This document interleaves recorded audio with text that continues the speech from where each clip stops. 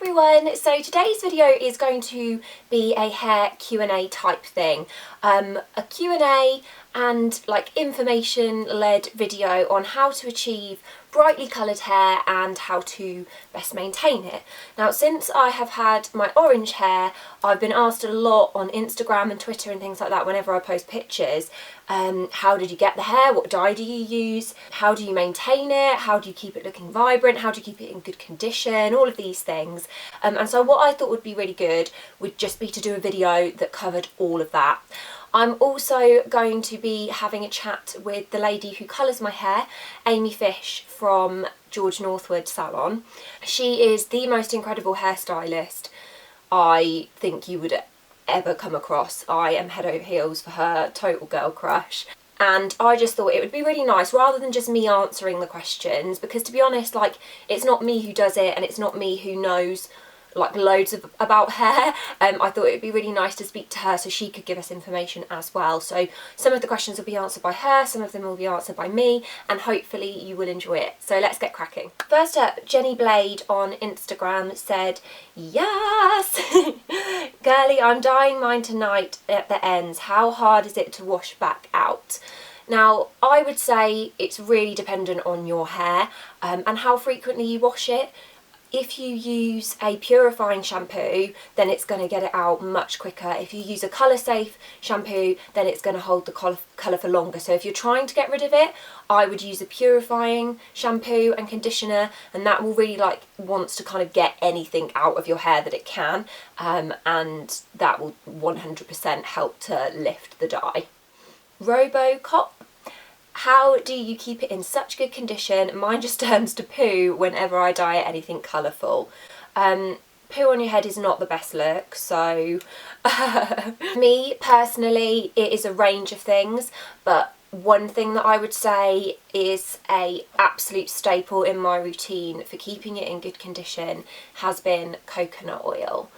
Now, I use this as a hair mask whenever I have the time to leave it on for as long as possible, and I really find that since I've had bleach on my hair, that product has really helped. I apply it to dry hair, and I will try and sleep in it if I can. I'll wrap cling film around my head, but if not, I'll do it on a day where I can have like a couple of hours to leave it on my hair. But it would work like just as well if you just leave it on for a little while, but I do really find the benefits from having it on for a good couple of hours. It's raw, so it's solid. If you do leave it in the sun, it will become a little bit more mushy, so it's easier to work into your hands. And literally, if you just get a scoop in your hand and rub it in, and then rub it through your hair, it will just melt like oil in your hair, and you will smell like a bounty, and it's lovely. And then yes, just wash it out with shampoo and conditioner. How to keep your hair from going dry, and how to clean dye from areas where it has stained. Amy, I'll pass this one over to you. Now, this is probably really bad, but when I used to dye my hair myself, I used to use nail varnish remover. Oh really? Yeah. I've heard that is quite good. Now, when I get colour in my bathroom at home, I'm literally there 10 times with the flash bleach, trying to scrub it off. Or sometimes when people get their hair coloured and they have a bit of stain around the hairline. Yeah. Stain remover, hair stain remover works quite well. So can you buy that? Yeah, you can buy it. You probably can get it from wholesalers. Right. But it's just called hair stain remover. Which hair dye do you use? As a fellow orange head, I need help, and that's from Spirited Away XO. Hello, fellow orange-headed lady. Hair dye is Red Ken, used at the George Northwood Salon, and Amy can tell you exactly what mix she uses to achieve this colour. I can give you a formula. Very cool. So I bleach your hair with Red Ken Flash Lift with a low 6% peroxide, and because your hair kind of reacts really good to colour, we don't need to leave it on that long, so I left it on for about 20 minutes today. Yeah. And because we want to get a bright orange, we don't need to lift it too light. And then my toner that I used is called Redken Shades Q Cream 8C, which is copper. Oh, okay. and it's on like a light blonde base, so it keeps it nice and bright. Yeah. And depending on how bright we want it, it just needs to be on for like 5 minutes. We don't want to leave it on too long because then it will take the depth down a little bit. Right. So we just kind of want to see the tone come out of it. Okay. So this is from Megrobarbs X. Sorry if I've said that wrong. How to choose the right colour. How did you decide on that gorgeous shade? For me, I simply just said I want orange hair. I saw a picture of Nicola Roberts and she had like super vibrant orange hair at this one period, and she just looked so beautiful. And then it was very much inspired by the film Fifth Element. So if you haven't seen that, then Google that, and it's basically this hair shade in a very similar cut, to be honest, as well. But Amy can give some tips on how best to choose a hair colour for you, and I was just quite lucky that the colour I wanted did complement my skin tone and things like that, so Amy can help answer that. If somebody was coming in and just said to you, I really want bright hair, but I'm not actually sure what colour's going to suit me, and they might decide, oh, I want pink hair, but you could say, actually, that's probably not going to do you any favours or something. Like, is there a particular way to determine what kind of colour would suit you from any particular traits about a person or anything like that? I think eye colour and skin tone is quite a big thing. Yeah. You don't want your hair and your face to clash. Yeah. Nobody wants that. And it's also what is achievable for your hair. Right. So if like they want something that you're just like, that honestly is not going to be achievable in your hair, then like you need to have like a salad about that. But yeah, I mean, How often do you colour your hair / refresh your colour, and how do you keep your hair healthy and moisturised? Okay, how often do I colour my hair? I have my hair done every 4 to 5 weeks. I find that it's going to be very much a personal journey, but for me personally, I find that I still really love the colour when it gets to 4 or 5 weeks, but I do find that the roots are a little bit too drastic for me, and I love roots on other people, but for me I just don't think it looks great, and so I do prefer to have a fresh colour, and that's just personal preference. It's not because I need to have the colour done. I could easily go 8 weeks without having the colour topped up. Is there like kind of like a recommended time that you usually give to clients for them to come in and have it redone? Yeah, absolutely.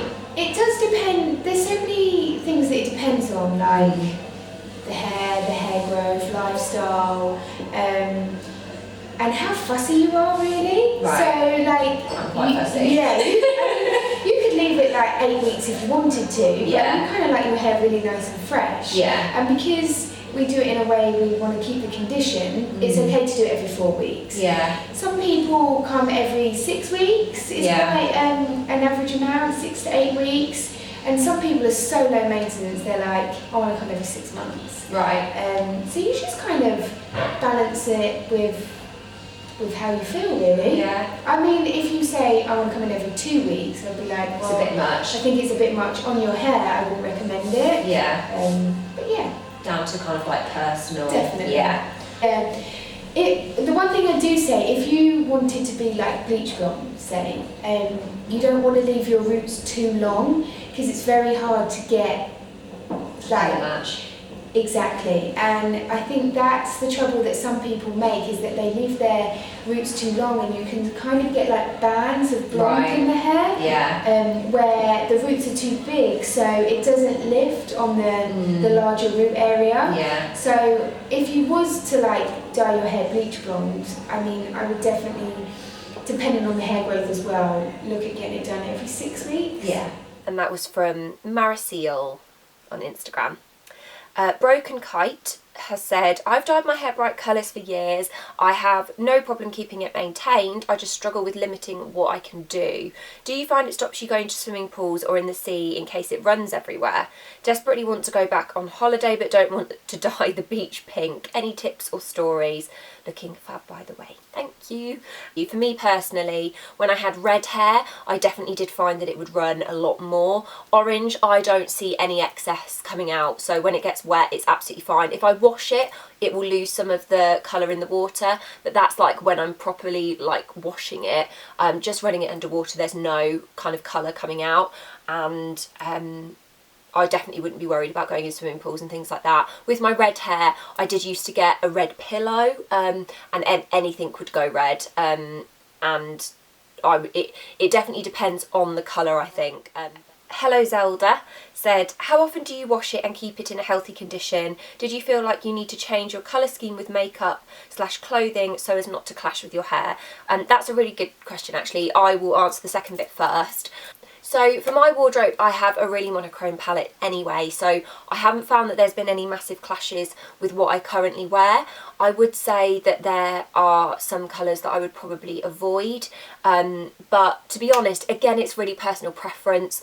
If you like wearing bright colours and you don't mind clashing, then you can totally rock it. It's just your personal preference, I really do believe, with fashion especially.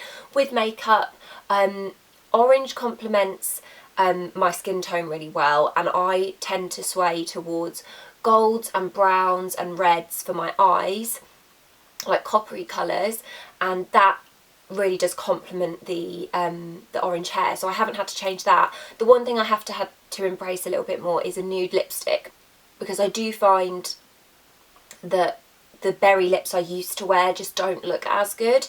They don't look terrible, but I do think the look looks a lot nicer when it's got a nude lip. And how often do I wash it?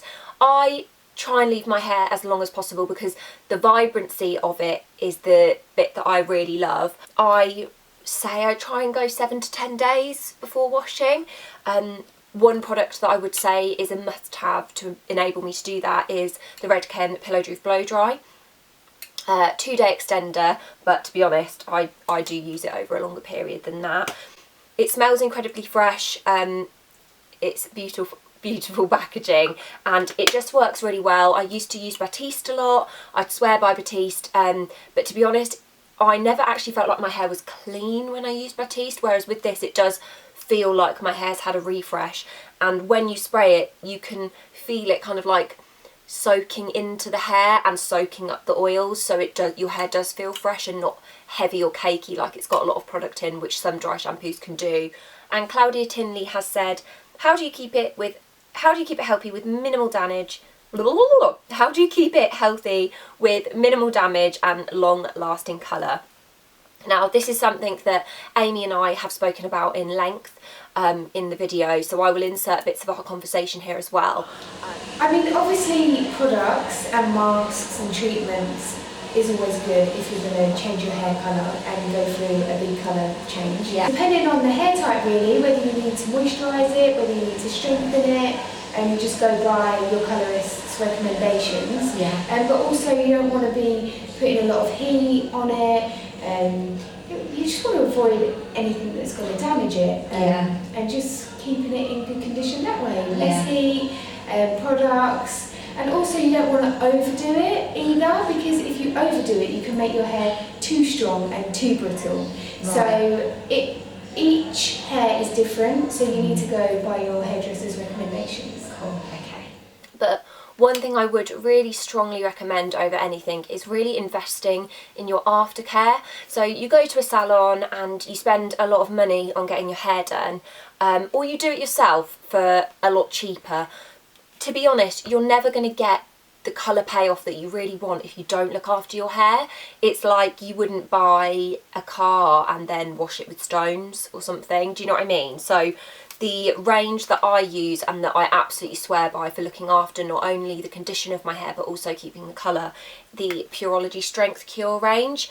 Now it's for micro scarred / damaged colour treated hair, so it's absolutely perfect for my hair, which is bleached and has a lot of colour on it. It is 0 sulfate and 100% vegan, which is amazing, and it also has an anti-fade complex in there to try and keep your hair as vibrant as possible for as long as possible. And to be honest, like, the smell alone is enough to win you over. They use this in the SALON. It's a SALON brand, which you can buy to use at home also. But this is the thing, when you go into a salon and you have your hair done and then people ask you to buy products, you're like, don't need it, I've got my whatever at home. But it really is important to invest in it, and it's why my hair is in such good condition, because I have invested in making sure that I look after the colour when I get home. And Anami Papayova on Twitter says, looks great, thank you. How often do you need to redo the roots, and how do you keep the colour radiant? So a lot of people's questions are very similar, to be honest. Roots for me is 4 weeks, but you could definitely go 8 weeks, but you would have quite strong root regrowth. And one thing that Amy and I did try the last time I had my hair done was not bleaching the roots. So the very first time I had it done, I had a full head of bleach. The second time I had it done, I didn't have any bleach on the main body of my hair, and I didn't have any bleach on my roots. Amy used the lightest possible toner that she could on my roots, which meant that my roots were darker than this, than my hair, but they were still orange. So it was just like kind of like a nice gradual fade, which looked a little bit more natural, and that meant that when the roots started to come through properly, it didn't look as drastic. So that's an option as well. Another question from Twitter is from Jessica Opal. How blonde did you have to go? I bleached mine white and my hair just couldn't handle it. Amy can explain exactly what we did with my hair much better than I can. Obviously, to get orange, you don't need to bleach it white because you're taking it back down. Right. And when you lift the hair colour goes through different stages. So it starts off light brown, and then it gets lighter, and then goes a bit of an orangey colour, and then gets to yellow, and then gets to white. Right. So, I mean, you kind of want orange, so we don't really need to get to white. Yeah. We just need to get it a little bit past orange, just so the toner can take, and that's what keeps it nice and dry. Yeah. But you do have to be careful when you bleach your hair. Yeah. Condition-wise. And I'd say, like, I don't think I'd ever have the balls to bleach it myself. I think it's probably best if you're wanting to achieve like good results to do it in a salon. And for it to last as well. Yeah. You know, you need to think of the condition. Yeah, definitely. And in terms of products, yes, my Pureology Strength Cure conditioner and shampoo are the best products that I've ever invested in. Also, the Pureology Strength Cure Split End Salve is an absolute godsend. I use that after I've washed my hair, and that really helps seal in the ends and look after them a little bit better. Heat protectant when you're dyeing your hair is imperative, and I find that I use 2 heat protectant products. That's for 2. I use 2 heat protectant products. One is the, I don't know how to say this, Kerastase. Is it Kerastase or is it Kerastase? You let me know.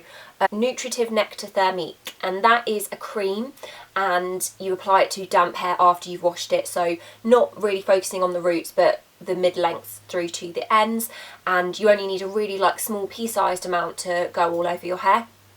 And that is jam-packed with so much goodness to keep your hair healthy, but it also has a really strong heat protectant in there, so when blow drying, that is what I would use. Also a heat protectant spray for when I'm styling. I have always loved Tresemme for my heat defense spray.